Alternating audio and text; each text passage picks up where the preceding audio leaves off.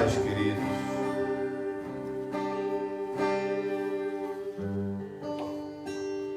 Amém. Paz a todos. Uma boa noite, né?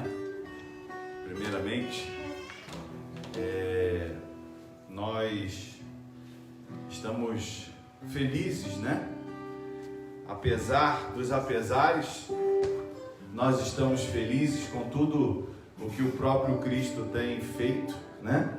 Com tudo o que está determinado para a igreja, e nós estamos felizes porque aqui mais um dia nos permitiu o Senhor de estar falando do amor dele, falando da misericórdia dele, amém? Eu queria interagir com o povo aí.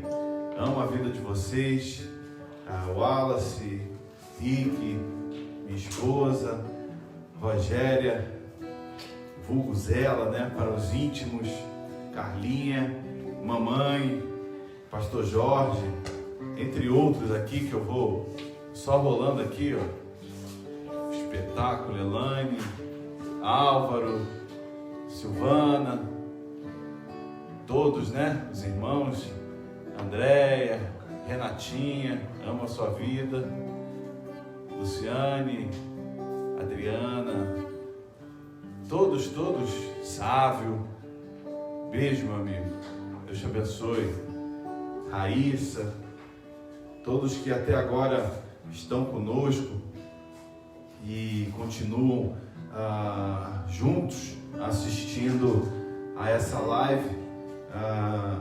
Nós temos uma perspectiva, né, de estarmos voltando durante esse mês, na verdade, né, durante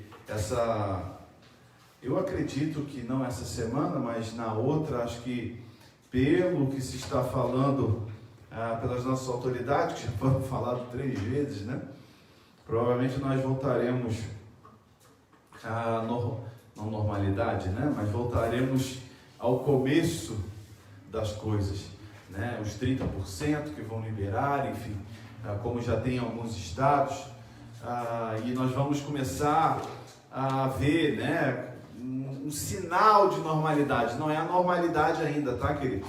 A gente estava até conversando esses dias, falando que eu acho que para a coisa começar a normalizar, pelo menos uma vacina ou algo assim, né? Mas eu queria encorajar você nessa noite. Eu queria ler uma palavra contigo e nos fazermos entender algo que o Senhor fez, né, há muito tempo, no primeiro século, quando o Senhor estabelece a primeira igreja, né, o primeiro ajuntamento de pessoas, o primeiro escalão, vamos colocar assim, que foram os 12 apóstolos, 11, né, e depois mais um estabelecido, e principalmente após o primeiro século, nós temos algumas bases históricas para nos assegurar, né, para a gente entender um pouco um princípio de algumas coisas que eu queria falar com você nesse exato momento. Eu havia falado semana passada sobre algo relacionado ao que o Senhor tem feito na igreja, algo que o Senhor tem já gerado em nós como combustível, vamos colocar assim, apesar que tem sido uma semana um pouco difícil, né? Tem sido uma semana um pouco conturbada, com muitas informações, com muitos bombardeios na nossa mente, muitos bombardeios na alma, mas aonde eu quero chegar com você? Existe uma necessidade, querido, hoje, uma necessidade de fazer uma escolha. Existe uma necessidade de tomarmos decisões. Existe uma necessidade hoje de nos fazermos igreja, de nos fazermos seguidores, filhos. E eu queria com você viajar um pouco no livro de Atos, Atos 2, que é o começo ali da igreja, né? Atos 2, que eu queria conversar com vocês. Enquanto vocês abrem a Bíblia de vocês, eu bebo um pouco d'água.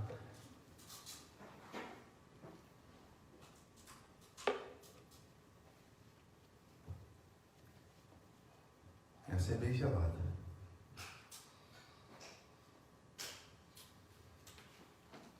Atos 2 vai começar ali no primeiro século o maior avivamento, né, da igreja num modo geral.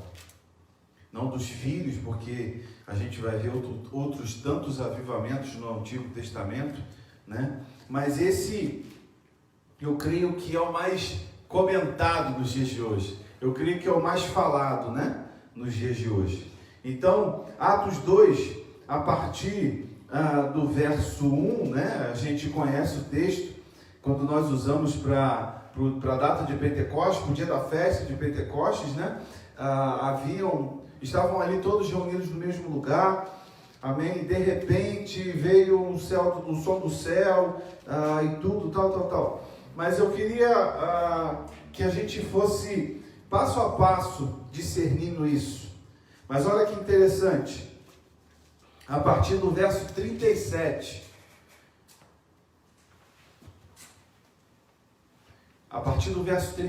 querido, Atos 2, verso 37,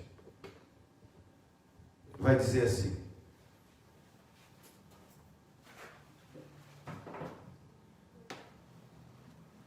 ouvindo eles isto, compungiram-se em seu coração e perguntaram a Pedro e aos demais apóstolos: que faremos, varões irmãos?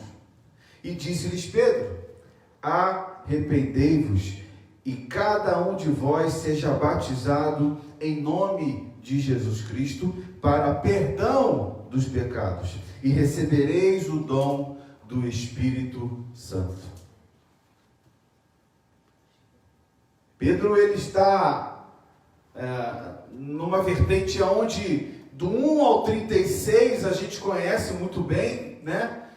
Que veio o dia de Pentecostes, veio o batismo com o Espírito Santo, veio as línguas que desciam como fogo do céu. Todo mundo conhece esse texto de cós salteado. Mas a gente para por aí, a gente estagna por aí, fica estagnado nesse propósito ali de dia de Pentecostes. Amém, isso é forte, é maravilhoso, mas eu queria tentar com você o princípio, na verdade, o fundamento do dia de Pentecostes, o fundamento do mover do Espírito Santo é esse. É quando Pedro está no átrio, no pátio, na verdade, de Salomão, ali no pórtico, né? Quando ele vai chegar e vai ministrar às pessoas o seguinte: todos ouviram o que ele tinha a dizer, todos viram a maravilha.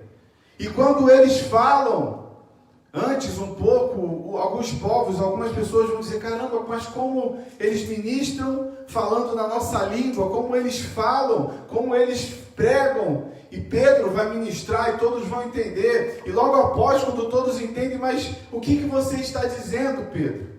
Varão irmão, né, que eles chamam. O que você está dizendo? E aí é o papel, quando começa, na verdade, o papel da igreja. Ele disse: arrependei-vos e batizai-vos. No nome de quem? No nome de Pedro? No nome de João? No nome de Tiago? Não! Batizai-vos em nome de Jesus Cristo para o perdão dos pecados, e recebei-vos o dom do Espírito Santo. E quando eu li isso, e estudando um pouco a história de todos os avivamentos que nós vimos hoje, que nós conseguimos alinhar nesses dias, cara, existe um detalhe em todos os avivamentos, todos sem exceção, desde o antigo até o final. Esse avivamento, outros que vivemos recentemente, século XVII, século XVIII, século XIX, um bem famoso que nós virou até peça, né? O avivamento da Rua Azusa, o avivamento do País de Gales, o avivamento do próprio Estados Unidos, o avivamento nosso, né? Quando começa pelo norte do nosso país, aonde isso vira reflexo de um avivamento dentro da igreja. Querido, o avivamento que nós estamos falando e que a igreja vive é da igreja para fora. E isso vai repercutir na sociedade de um modo geral. Preste atenção, o avivamento não é algo que você consiga confinar. O avivamento não é algo que você consiga colocar apenas numa caixinha e levar para o lugar que você vai, ou para o lugar que você deseja ir, não. O que o próprio Pedro está dizendo aqui, cara, nós recebemos poder do alto, mas não para reter, nós recebemos poder do alto para ser, para ir e salvar, para que as pessoas entendam que não depende delas, somente delas, a salvação, que não depende delas, somente delas, o derramar. E é isso que Pedro está dizendo, porque a promessa, todos tinham uma promessa, e eu creio em nome de Jesus que todos aqui, sem exceção, têm uma promessa. Todos que estão aqui, de alguma maneira, dentro dessa igreja, todos que estão aí vendo, todos têm uma promessa. O que Pedro diz, porque a promessa vos diz respeito a vós. No 39, a vossos filhos e a todos que estão longe, a tantos quantos Deus nosso Senhor chamar. E o 40, ele sintetiza o que hoje nós precisamos fazer como igreja. Preste atenção. E com muitas outras palavras, isto testificava e os exortava, dizendo: salvai-vos desta geração perversa. É o que nós falamos no domingo passado.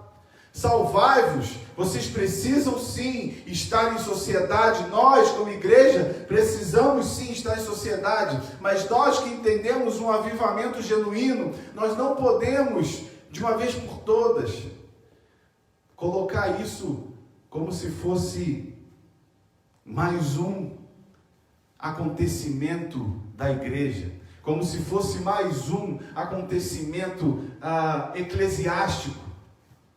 Não.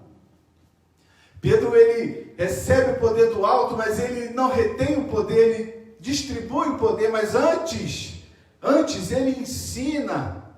Ele fala à sociedade como devemos agir dentro de um propósito eterno. Olha só, cara, se arrependa, se batize no nome de Jesus Cristo, porque a promessa, essa promessa que você tem aí é para você sim, mas para outros de longe e para todos o quanto Deus os chamar. E a gente ainda querendo se tornar uma sociedade gospel, muito forte, colocamos placas com o próprio nome de Jesus para dizer que somos crentes, colocamos afazeres na frente de muitas coisas aonde Deus não nos permitiu fazer. Mas olha que interessante, no capítulo 3, eu não sei quantos leram, já esse capítulo, mas é um capítulo muito comum, muito conhecido. É exatamente o capítulo onde o próprio Pedro, ele cura um coxo, mas antes de curar um coxo, nesse inteirinho aqui, quando Pedro está ministrando, querido, 3.000 almas, 3.000 almas entendem o propósito, 3.000 almas entendem o avivamento. O avivamento gera em nós um desconforto muito grande com relação à missão nossa da igreja, com relação à nossa missão como pessoa, como eclesia. O avivamento, ele gera em nós um desconforto muito grande com a estática. E a gente sempre fala isso, o reino de Deus é movimento, Jesus era movimento. E por que você ainda está parado? Por que você ainda não entendeu que você precisa se movimentar, que você precisa estar aonde Deus assim determinar? Tiago falou aqui muito sabiamente, o Senhor, ele não vai colocar o pé na porta.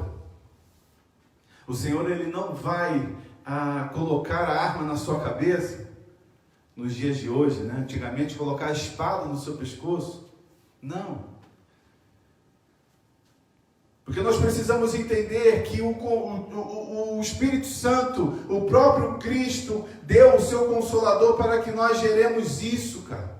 Para que o próprio Espírito, sendo alimentado, é o que Pedro está dizendo, cara, nós precisamos entender o processo cristão. Mas, por favor, entenda que não é para você e não é sobre você. É para que você gere mais vidas. É para que a igreja gere, como ele sabiamente fez, 3.000 almas só no primeiro discurso, querido. 3.000 almas no primeiro discurso. E vai mais. Se você lê o 3, a gente não tem tempo, mas você lê em casa como um dever de casa. Subia sempre, todos os dias, a palavra de Deus, Atos 1, 2... e verso do capítulo 3 também vai dizer o 4, todos, sem exceção, subiam a hora nona para orar, era às 3 horas da tarde, quando o povo judeu entrava no templo para orar, eles oravam 3 vezes ao dia, querido. E a gente querendo avivamento, orando 3 minutos por dia. Eles oravam 3 vezes ao dia, e dentro esses intervalos de oração, Pedro está indo orar. Todo mundo conhece a tal Porta Formosa. Alguns estudiosos vão dizer que era a porta entre o átrio das mulheres, o pátio das mulheres e o pátio dos gentios. Existiam pátios que iam adentrando para o templo, né? Então, existia o pátio dos gentios, o pátio das mulheres, o pátio dos homens, né? Onde só poderiam entrar homens, mas a Porta Formosa, ela ficava entre o átrio e o pátio das mulheres e dos gentios, que chamava-se Pórtico de Salomão. Pórtico de Salomão era o pátio dos gentios. Olha que interessante, a maior porta do templo era exatamente a Porta Formosa. O nome da porta era Formosa porque era uma porta, querido, de 24 metros de altura por 18 de largura. Você imagina, acho que hoje já é difícil a gente imaginar desse tamanho. Você imagina naquela época uma porta de 24 metros de altura por 18 a 20 de largura.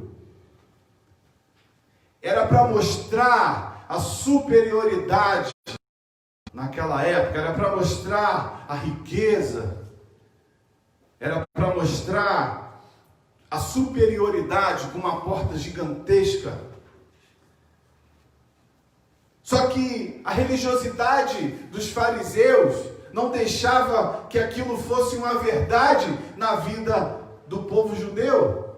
E olha o que acontece. 40 anos, querido, 40 anos, um coxo na Porta Formosa, sendo ministrado todos os dias. Todos os dias ele estava ali, todos os dias existia oração, todos os dias existia sacrifício, todos os dias existiam ofertas. E ele estava ali mais um dia para trabalhar, para mendigar. 40 anos, querido. A religiosidade deixou ele preso por 40 anos. 40 anos os religiosos passando ali apenas dando o alimento físico para ele. 40 anos. O coxo mendigando naquele lugar. Mas em frente à maior porta da passagem do templo, em frente à porta mais luxuosa, se você buscar nos escritos de Joséfo, Flávio Joséfo foi um historiador do primeiro século, que ele relatou a vida, né, dos apóstolos, a vida do próprio.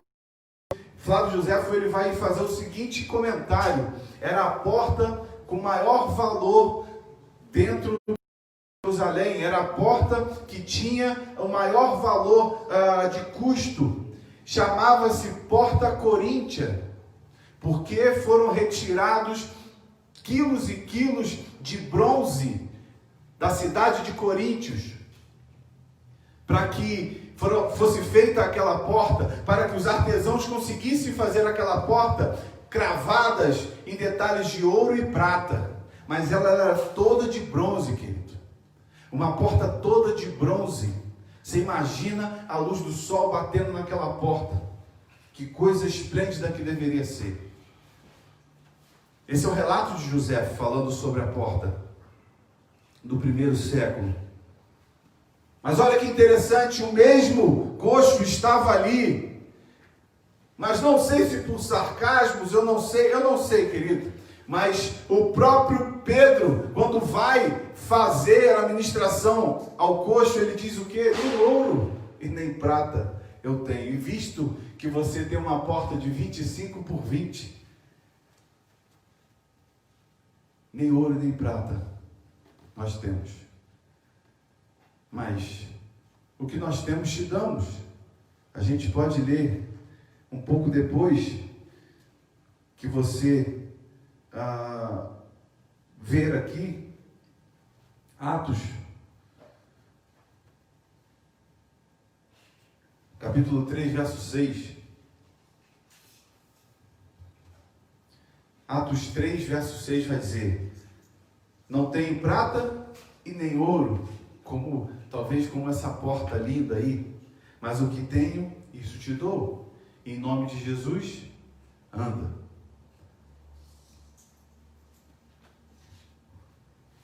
O que ele diz surtiu um efeito, querido, tão grande dentro da sociedade. O que Pedro fez, claro, junto com João, surtiu um efeito tão grande dentro daquela sociedade, que mudou por completo aquela sociedade, com apenas um ato, querido. Você tem noção disso? Com apenas um ato, você pode mudar a realidade da sua sociedade. Com apenas um ato, através de Cristo, claro, você pode mudar a realidade de uma família, uma realidade de uma vida, a realidade da sua família. Foi o que que Pedro e João fizeram. Com apenas um ato, eles mudaram a realidade daquela sociedade. Isso é avivamento. É a mudança de mente, é a mudança de hábito, é a mudança de trajetória, mas que isso reflita na sociedade. Não existe avivamento nenhum registrado até hoje sem uma mudança genuína, de dentro para fora, sem uma mudança genuína em todos os aspectos da sociedade, na corrupção, na violência, na prosperidade, no mover, no espiritual. É necessário a mudança de mente, mas principalmente é necessário uma mudança de hábito. É o que Pedro está dizendo a eles aqui. Cara, vocês precisam mudar. Vocês precisam desconectar com tudo que vocês têm em mãos aí hoje. E passando para a nossa realidade hoje, querida, o que você ainda tem feito que desagrada ao Senhor no sentido automático? O que você tem gerado nesses dias? Na verdade, nessa quarentena, né? Vamos colocar assim. O que essa quarentena tem gerado no seu coração, a ponto de te fazer mudar? Ou a ponto de você estar esperando acabar para continuar sendo o mesmo? A ponto de você estar esperando algo de tão egoísmo que possa ser a nossa alma, você está esperando que acabe isso para você voltar à sua vida normal, ao seu cotidiano. Querido, nunca mais vai ser o mesmo. Querendo ou não, querido, a sua geração, a minha geração, entrou para a história. Entramos para os livros de história. 2020 foi o ano aonde pararam-se meses o mundo inteiro. E você acha que isso parou? Por quê? Para quê? Quando nós entendemos e estudamos mais adiante a escatologia, o próprio Cristo, entendemos que há uma esperança muito maior, querido. Esses dias têm sido dias onde o derramar do Espírito continua gerando verdades na nossa mente, continua gerando verdades no nosso coração. Ele está dizendo a todos, Ele está dizendo que Ele vem e não tardará, querido. Não é questão de estar preparado, não é questão de estar salvo. Não estou dizendo esse lado egoísta nosso humano, não. Ai meu Deus, será que Jesus está voltando amanhã? Me perdoa, Pai, pelos meus pecados. É isso que você está pensando hoje? É isso que está passando na sua cabeça agora? Então, querido, desculpa, você não entendeu nada do Evangelho. Não entendeu nada de seguir a Cristo. Seguir a Cristo é pegar a sua cruz. Seguir a Cristo é pegar a sua humilhação. Seguir a Cristo é pegar exatamente o que Ele determina. Cruz, morte. Cruz, humilhação.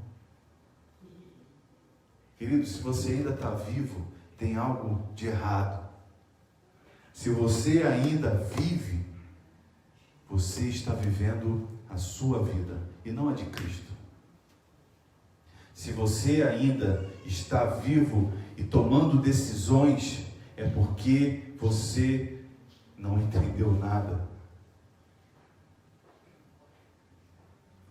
Deixa de ser egoísta. Nós fomos gerados por um único propósito, como igreja, tá? Ser missional. Vamos por todo mundo pregar o Evangelho a toda criatura. Mas como missão, como propósito único, é de adorá-lo acima de todas as coisas e ao próximo como a nós mesmos. Não dá mais para fingir que não está acontecendo nada, não dá mais para fingir que é só uma coincidência, é só um vírus, não dá mais para fingir que nada tem acontecido. Chega. É isso que a igreja de Atos entendeu. É isso que a igreja... Só que houve um processo anterior a isso. Eu já bem que comecei pelo final. A consequência do avivamento. Mas eu quero ler com você rapidamente o antes. Na verdade, o processo do avivamento. O processo do avivamento, ele vai dizer assim... No versículo 41, lá o que a gente leu, Atos 2, verso 41. Vamos lá rapidinho. De sorte que foram batizados os de bom grado, os que de bom grado receberam a sua palavra, e naquele dia, quase 3.000 almas. Ao 42, e perseveraram na doutrina dos apóstolos e na comunhão, no partir do pão e nas orações. Cada alma havia temor, e muitas maravilhas e sinais se faziam pelos apóstolos. Ao 46, e perseverando unânimes, ele coloca de novo perseverança. No capítulo do verso 42, e perseveraram na doutrina dos apóstolos. E no 46, ele volta a falar, mas ele coloca um adjetivo mais forte ainda. E perseveravam, e perseverando unânimes. Todos os dias no templo, e no partir do pão aonde? Em casa.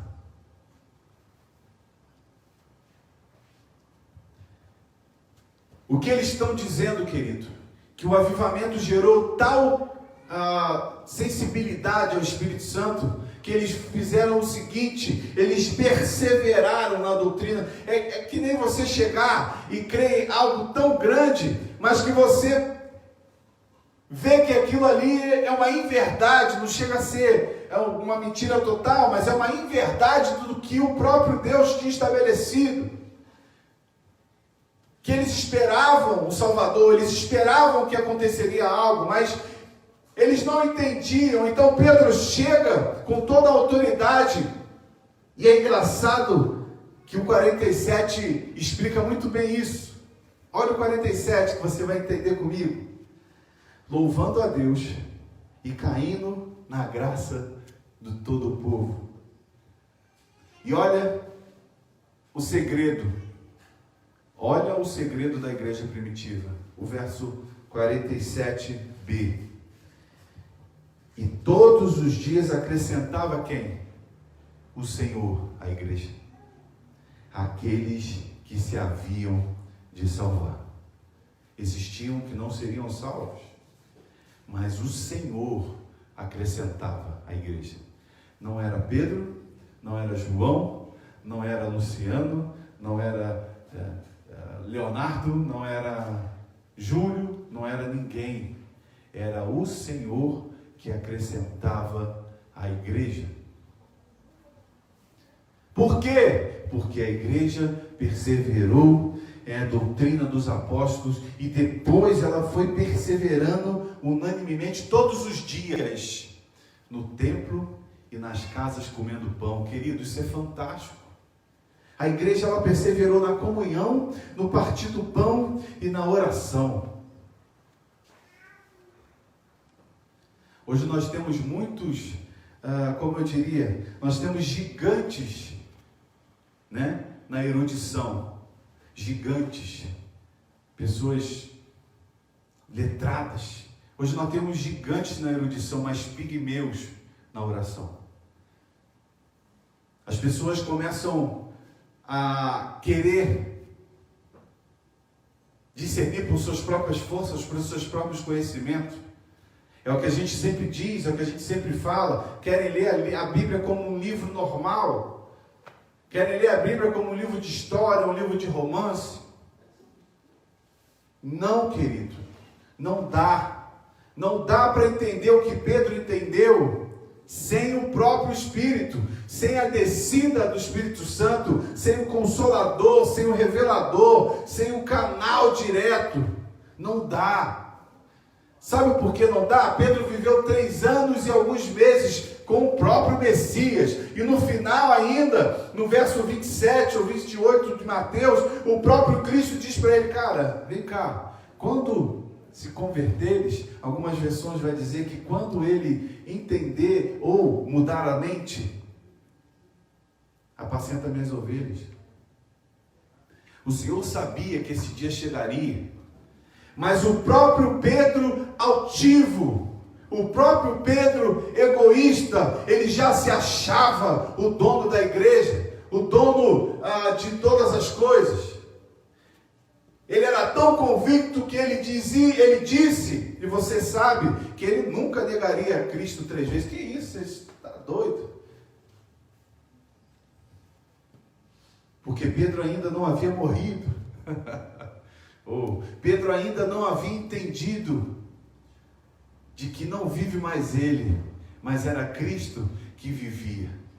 Pedro não ainda havia entendido. E muito, querido, infelizmente, de nós ainda não entendemos que é o próprio Cristo, que faz as escolhas, que demanda. Nós precisamos começar a discernir e a entender o tempo.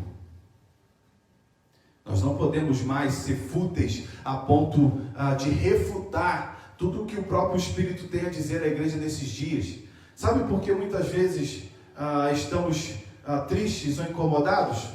Porque nos contraria. Sabe por quê?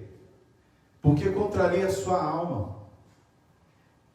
E é ótimo alimentar a alma, né? É ótimo fazer a alma alegre. Mas geralmente quando a alma está alegre, o seu espírito não tem paz. Então, querido, gere paz. É a famosa frase, ser feliz ou ter razão, né? Sua alma não precisa ter razão para que você seja feliz. Aliás, recapitulando, sua alma não tem que ter razão para você ser feliz. Porque tudo que vai contrariar a sua alma, provavelmente é o Senhor te dizendo como e onde fazer. Só que a gente ainda... sabe por quê? Eu comentava isso com a minha esposa ontem. Sabe por quê? Há um sentimento desvairado no céu, ou há um sentimento de que você, ou eu, ou a sociedade de um modo geral, está muito perigosa com relação a todo esse movimento de vírus e de tudo? Porque nós ainda não conhecemos, muitas vezes, a verdade.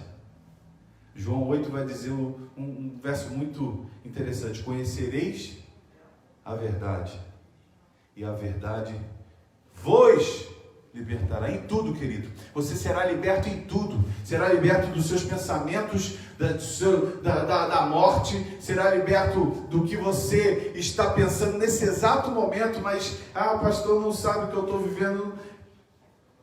Deixa eu quieto. Nem você sabe o que cada um dentro dessa live está vivendo.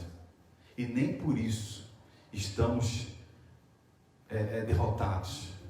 E nem por isso estamos tomando posições diferentes. Cara, a gente precisa andar, a gente precisa entender que somos um povo eleitos, geração santa. Nós somos esse povo. Claro, somos prudentes, nós respeitamos autoridades, tudo isso. Mas o pavor, o pânico, a mentira não pode tomar conta de você. Sabe por que muitas vezes toma? Porque não conhecemos a verdade. Se a verdade conhecida liberta, como estamos cativos, como estamos presos nos sentimentos que nos frustram, nos sentimentos que nos corroem a ponto de mexer com a nossa mente, cara.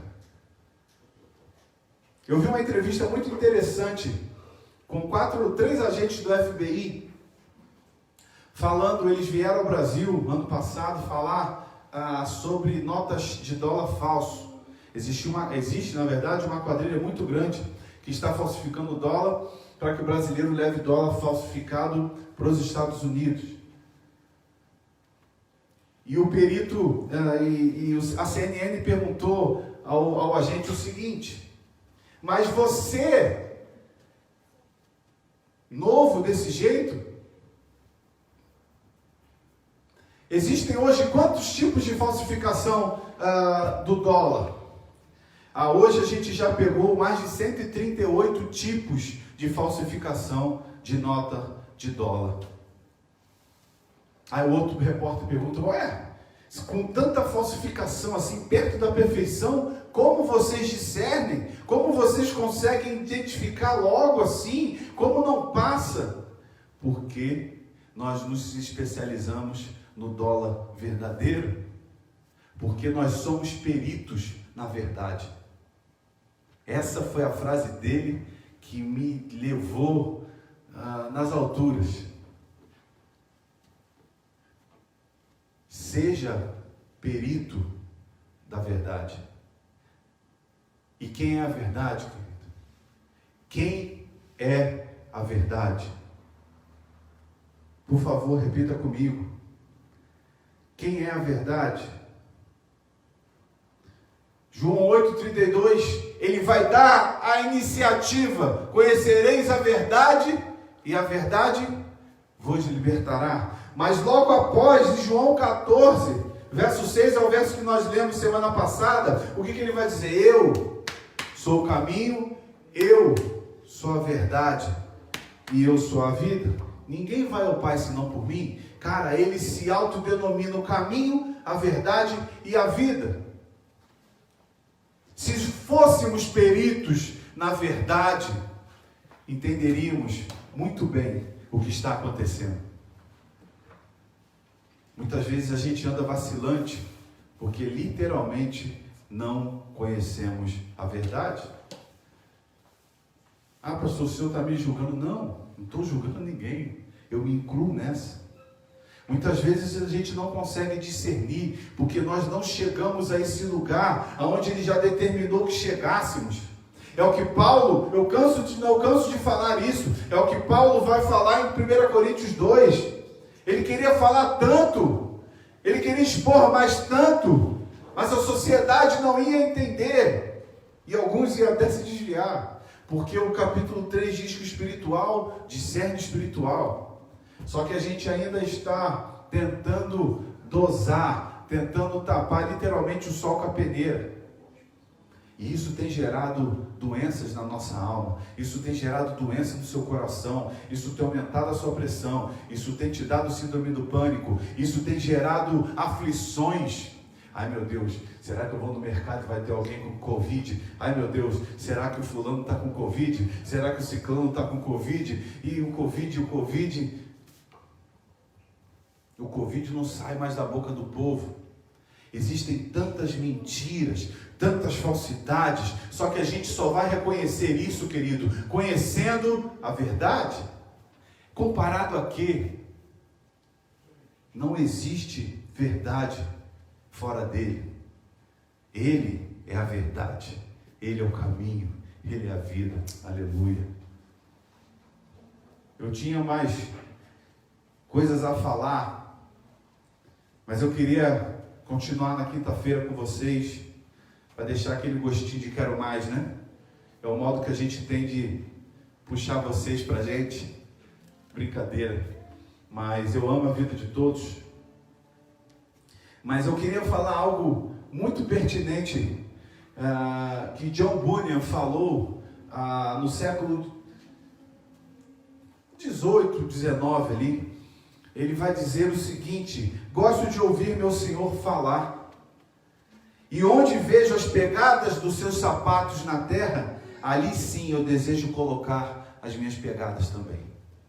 Bunyan está dizendo o seguinte: eu gosto de ouvir Deus falar, porque aonde Ele caminha, aonde Ele é o caminho, aonde as pegadas deles está ali na terra, ali sim eu vou fincar os meus pés também. Amém, querido? Eu amo a vida de vocês. Nós vamos continuar. Eu vou orar, na verdade. Eu vou até falar com vocês para a gente. Vamos continuar? Nós vamos. Só falta um minuto aqui no Instagram, tá, querido? Você aí do Face, não sai daí não, que nós vamos resetar aqui o Instagram e vamos fazer mais uma préviazinha. Vamos acabar com uma oração, um louvor, e vamos fazer um apelo aqui também, amém? Vamos sair, volta aí, hein? Chama aí a galera, valeu? E você aqui no Facebook, continua com a gente, tá bom, querido? A gente vai, na verdade, o staff já está fazendo todas as preparações aqui. O staff é só um. Só você que está no Facebook, sabe? Tá bom, agora vamos voltar. Boa noite. Voltar igual ao Jornal Nacional. Galera, volta aí pro Insta. Você do Face fica. Amém? Nós vamos orar. Nós vamos levantar um clamor aqui por nós como igreja, por nós como sociedade, mas principalmente, querido, que a verdade não saia dos seus lábios. Por favor, discirna, entenda que Ele é a verdade, Ele é a vida, Ele é o caminho. Nós não podemos mais cair em falsidades. Porque Paulo, na verdade, em 2 Coríntios, Paulo ele vai dizer o seguinte, que Satanás ele se disfarça de anjo de luz. Para quê? Para que Satanás se disfarça de anjo de luz para enganar os que não entendem a verdade. Só disfarça para enganar quem não sabe o que é verdadeiro ou falso. Então não se deixe enganar por Satanás em anjo de luz. Não se deixe enganar por pessoas que se dizem e não vivem. Porque dizer, querido, é maravilhoso. Agora viver, esse é difícil. Amém? Eu quero orar com você. Eu queria saber de você, aquele que entendeu essa palavra, aquele que entende que a verdade é primordial, aquele que entende que não dá mais para viver encoberto, não dá mais para viver sem a verdade, não dá mais para viver sem algo físico ou, na verdade, espiritual, mas algo que você consiga agarrar, querido. As pessoas hoje estão muito dispersas dentro de um plano que fizeram. A gente estava falando nisso, né? Não, mas quando eu conheço pessoas que dizem que quando eu me aposentar, eu vou fazer isso, vou fazer aquilo. Cara, os planos são determinados por Ele. Se você ainda continua fazendo planos longos, desculpa ser o detentor da má notícia, mas, querido, faça planos nele. Não existe planos longos sem a permissão dele. Não existe até planos sem que ele seja o consentimento.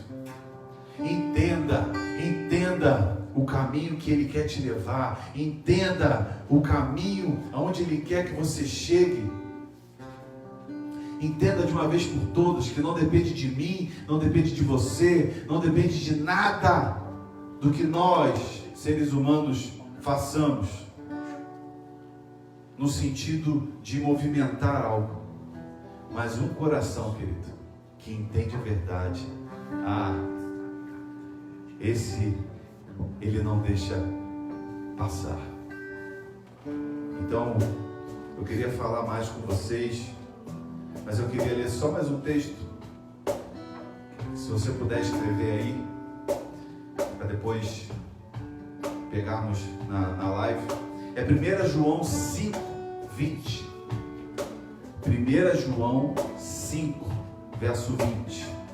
Vai dizer o seguinte: e sabemos que já o Filho de Deus é vindo e nos deu entendimento para que conheçamos ao verdadeiro. E no que é verdadeiro estamos, isso é, em seu Filho Jesus Cristo. Esse é o verdadeiro Deus e a vida eterna. Aleluia. É isso. Esse é o verdadeiro Deus e a vida eterna. Este é o verdadeiro em que nós estamos. Esse é o verdadeiro em que nós estamos inseridos, queridos. Ele é o caminho. O caminho precisa ser seguido. O caminho leva a uma movimentação, não a estagnação.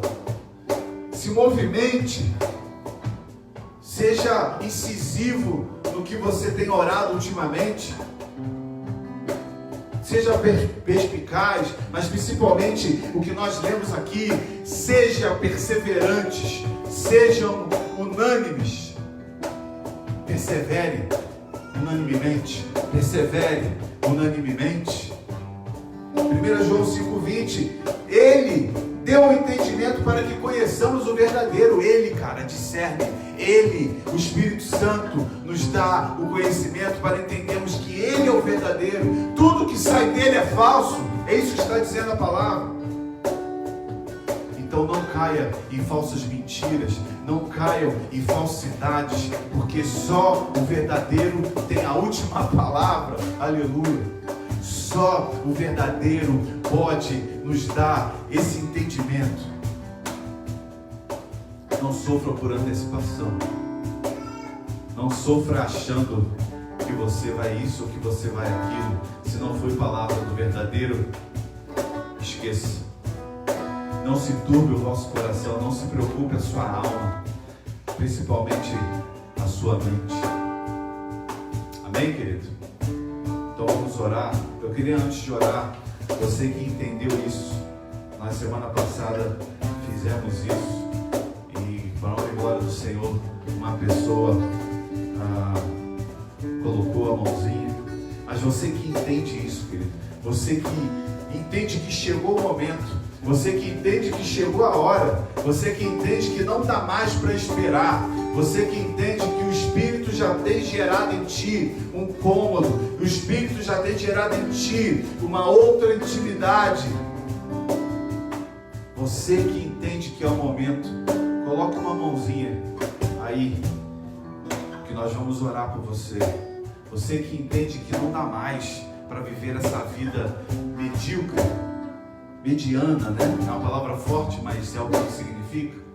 Você que acha que entende, acha não. Você que entende, discerne no seu espírito aí, em nome de Jesus, que não dá mais para ser como está, ou para ser como era, ou para ser como foi antes do Covid. Por favor, bote uma mãozinha, nós vamos estar orando por você, nós vamos estar colocando o seu nome aí, aqui nas orações, nos propósitos que nós temos feito como igreja. Amém? Se você que quiser, coloca a mãozinha aí que nós vamos estar orando pela sua vida. Amém? Pai, graças te damos porque nós não merecemos. Nós não, como seres humanos, como pessoas, não fizemos nada por merecer, mas é a própria revelação da Tua graça que nos dá esse fator imerecido. Mas nós precisamos tirar isso da nossa mente. Nós precisamos não tirar totalmente, mas há um impedimento onde colocamos que não fazemos nada para ser salvos, mas também quando não fazemos nada pelo que já fomos salvos, nós não entendemos a salvação. E alguns chegam a dizer que é o que Tiago vai dizer ali, né? Que mostra a sua fé sem obras. E alguns teólogos têm dito isso. Nós não conseguimos ser salvos sem obras, no sentido de não merecer, não, mas no sentido de que a salvação nos gera um amor incondicional por pessoas, nos gera um amor incondicional por vidas, e nós precisamos e nós vamos em direção a isso. De alguma maneira, mesmo que não formos fisicamente, mas financeiramente, mas na oração, no jejum, no propósito, nós nos colocamos de pé, como filhos, como exército. Então, em nome de Jesus Cristo, queremos orar por aqueles que estão se sentindo fracos, por aqueles que ainda não conseguem discernir a verdade da mentira, por aqueles que ainda não conseguem entender o verdadeiro. Em nome de Jesus, Espírito Santo, revele à tua igreja, revele ao teu povo, aos teus filhos, o verdadeiro, o que 1 João 5 diz. Oh Deus, conheçamos e entendamos o verdadeiro, porque nele nós andamos, nele nós caminhamos, nele nós nos identificamos. Aleluia. Em nome de Jesus, Pai, gera em nós esse desconforto na nossa alma, porque precisamos entender que nós não podemos alimentar mais a alma do que o nosso próprio espírito. Uma palavra muito pertinente que usamos nesses dias: o que mais nos alimentamos, mais nos governará. Então, nós que temos alimentado almas com notícias falsas, com telejornais, com notícias de mídia social, enfim, com toda sorte de notícias, independentemente Pai, de notícias verdadeiras ou falsas, nós queremos que caia por terra em nome de Jesus. Queremos que Teu Espírito Santo seja alimentado. Queremos que Teu Espírito Santo coordene. Queremos que Teu Espírito Santo seja a bússola. Em nome de Jesus. Nós não podemos, Pai, mais alimentar a alma enquanto vamos orar e oramos 2, 3 minutos. E quando nós perdemos 2, 3, 4 horas em telefone, celular e televisão, está errado, tem algo errado. Então, em nome de Jesus, Pai, nos dá esse incômodo. Não quero mais, não vou mais. Em nome de Jesus, declaramos sobre todos os lares agora que estão vendo essa live, sobre todos os lares que estão aqui, Pai. Em nome do Teu Pai, em nome do Pai, do Filho, do Espírito Santo de Deus, nós oramos. Amém. Amém. Graça e paz.